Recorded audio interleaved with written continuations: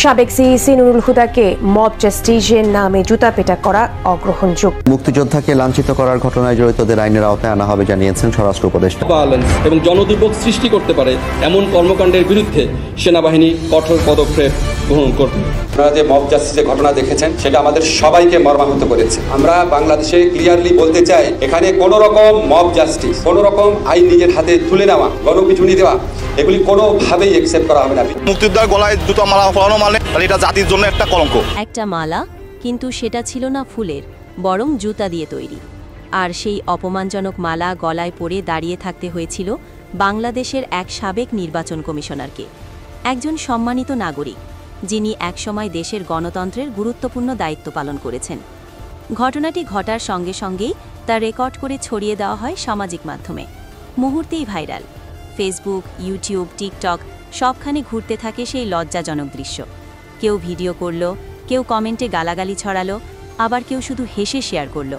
কিন্তু এই ভাইরালের পেছনে যে কত বড় সামাজিক ও নৈতিক প্রশ্ন লুকিয়েছিল সেটা কেউ ভেবে দেখল না। হেনস্থা শুধু একজন ব্যক্তিকে করা হয়নি, বরং প্রশ্নবিদ্ধ করা হয়েছে দেশের বিচারিক মূল্যবোধ, মানবিকতা এবং সম্মানবোধকেও। এই ঘটনার পর স্বরাষ্ট্রমন্ত্রীর উপদেষ্টা ভাষায় জানিয়ে দিয়েছেন, যেই এই ঘটনার সঙ্গে জড়িত থাক না কেন তাদের সবাইকে আইনের আওতায় আনা হবে। কারো কোনো রাজনৈতিক পরিচয় বা ক্ষমতা এই অপরাধ ঢাকতে পারবে না, কারণ এটি শুধু একটি ব্যক্তি বা পদপদবীর অপমান নয়, এটি গোটা সমাজের জন্য লজ্জার। তবে এই ঘটনা আইনগত কাঠামোর বাইরেও এক ভয়াবহ বাস্তবতাকে সামনে এনেছে। এখনকার বাংলাদেশে যেন ভাইরাল হওয়াই হয়ে উঠেছে ন্যায় বিচারের মানদণ্ড। কেউ কিছু করলেই সঙ্গে সঙ্গে mobile camera on, video viral, আর মানুষ নিজের মতো রায় দিয়ে বসে যাচ্ছে। প্রযুক্তি বিশেষজ্ঞরা বিষয়টিকে আরও গভীরভাবে দেখছেন।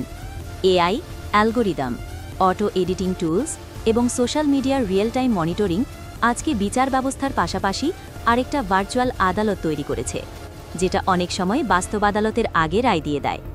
এআই এখন মানুষের কণ্ঠ, মুখভঙ্গি, এমনকি আবেগ বিশ্লেষণ করে বলছে কে দোষী, কে নির্দোষ। কিন্তু এই প্রযুক্তি সবসময় সঠিক তথ্য দেয় কি, নাকি একে নিয়ন্ত্রণ করা যায় মন গড়া উপস্থাপনায়? এখন এক টুকরো ভিডিও এডিট করে যে কোনো ব্যক্তি অপরাধী বানিয়ে তোলা যায়। একটানা ভুল তথ্য ছড়িয়ে সেটাই বানানো যায় জনগণের মনের সত্য। ঘটনাটি আরও মর্মান্তিক যখন জানা যায় যিনি হেনস্থার শিকার হয়েছেন তিনি একজন বীর মুক্তিযোদ্ধা, যিনি নিজের জীবন বাজি রেখে এই দেশ স্বাধীন করেছেন। তাকে আজ অপমানিত হতে হচ্ছে জনসম্মুখে। এই দেশ কি এমনটাই চেয়েছিল? দেশের সাধারণ মানুষ প্রশ্ন করছে, একজন যোদ্ধা যিনি দেশের জন্য যুদ্ধ করেছেন তাকেই কি আজ সামাজিকভাবে অপমান করা হবে? এখানেই মূল প্রশ্ন দাঁড়ায়, আমরা কি প্রযুক্তিকে ন্যায় বিচারের হাতিয়ার বানাচ্ছি, নাকি কাউকে সামাজিকভাবে লাঞ্ছিত করার ডিজিটাল অস্ত্র?